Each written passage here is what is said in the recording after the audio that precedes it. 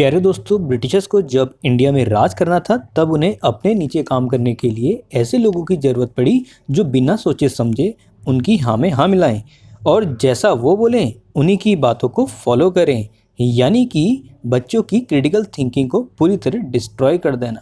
India में education system is screwed up. इस तरीके की हरकतें ये कंपनी कर ही रही है। सरकार से इन कोचिंग संस्थानों को बंद करने की अपील की है।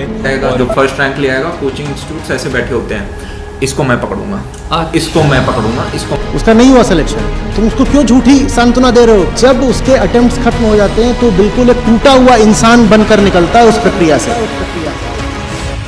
जब ऐसा एजुकेशन सिस्टम बनाया जाए जो केवल लोगों को डिसिप्लिन में रखे लेकिन कुछ नया ना सोचने दे। फॉर एग्जाम्पल, अगर मैं आप लोगों से ये पूछूं कि x प्लस वाई का होल स्क्वायर क्या होता है तो आप में से 90% स्टूडेंट्स को ये बात पता होगी।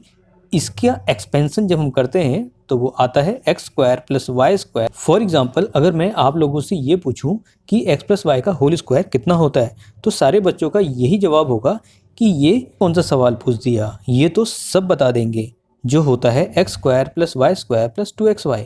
अब मैं ये पूछूं क्या इसे एनालिटिकली प्रूफ कर सकते हैं तो सब चुप हो जाएंगे, क्योंकि स्कूल में तो ऐसा कुछ बताया ही नहीं गया है। क्योंकि बुकों में आपने केवल यही पढ़ा है कि जब भी हम x प्लस वाई यानी कि इस एल्जेब्रिक इक्वेशन का स्क्वायर करते हैं तो एक वैल्यू निकल के आती है जो होता है x square plus 2xy plus y square, जो कि इस बोर्ड में आप देख सकते हैं। लेकिन अगर मैं आप लोगों से ये पूछूं क्या हम इसको एनालिटिकली प्रूफ कर सकते हैं, क्या हम इसे समझते हुए इसका एक्सपेंशन ये आया कैसे है उसको क्या हम निकाल सकते हैं? जी हाँ, इसको हम एनालिटिकली अच्छे से निकाल सकते हैं और केवल 2 वेरिएबल का ही नहीं, पूरे 3 वेरिएबल का आसानी से निकाला जा सकता है। और इसको हम प्रैक्टिकली प्रोग्रामिंग में भी यूज़ करते हैं। जैसा आप देख सकते हैं मेरे पीछे यहाँ पे एक बोर्ड है, वाइट बोर्ड है। मैंने यहाँ पे x प्लस वाई का होल स्क्वायर जो आपको दिख रहा है वो है आपका x square plus y square plus 2xy। ठीक है, तो ये आपका एक्सपेंशन है।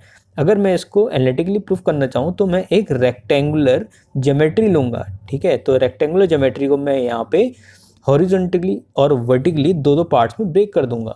ठीक है, तो यहाँ पे मैंने एक लाइन यहाँ पे ड्रॉ कर दी और दूसरी लाइन यहाँ ड्रॉ कर दी। अब यहाँ पे 2 वेरिएबल हैं, एक ऊपर x नीचे y। सिमिलरली हॉरिजॉन्टली यहाँ पे हम करेंगे x और y। पहला जो यहाँ पे निकल के आता है ये होता है x into x which is x square. दूसरा जो निकल के आएगा वो होगा x into y which is x y. तीसरा जो आपका यहाँ पे आएगा y इंटू एक्स और यहाँ पे जो आएगा y into y which is y square. तो यहाँ पे हमारे 4 एरिया कवर हो रहे हैं। अब मैंने इसका जो एक्सपेंशन है वो आया कैसे ये यहाँ पे बताने वाला हूँ।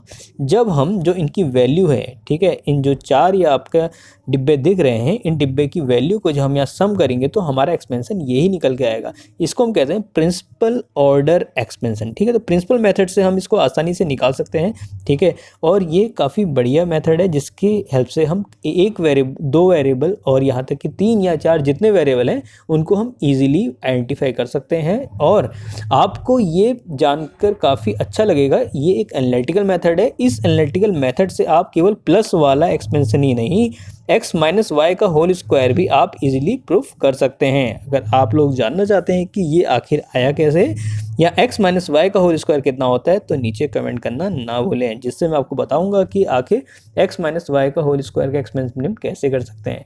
उसके लिए हम कौन सी एनालिटिकल मेथड लगाने वाले हैं ये हम जल्दी जानेंगे आने वाली वीडियो में। लेकिन हाँ, उससे पहले आप नीचे कमेंट करना ना भूलें। और हाँ, केवल एजुकेशन को ब्लेम करने से कुछ नहीं होगा, आपको अपनी एनालिटिकल थिंकिंग को इन्हेंस करना पड़ेगा और क्रिटिकल थिंकिंग को भी। तो मिलते हैं एक बड़े से लेक्चर में।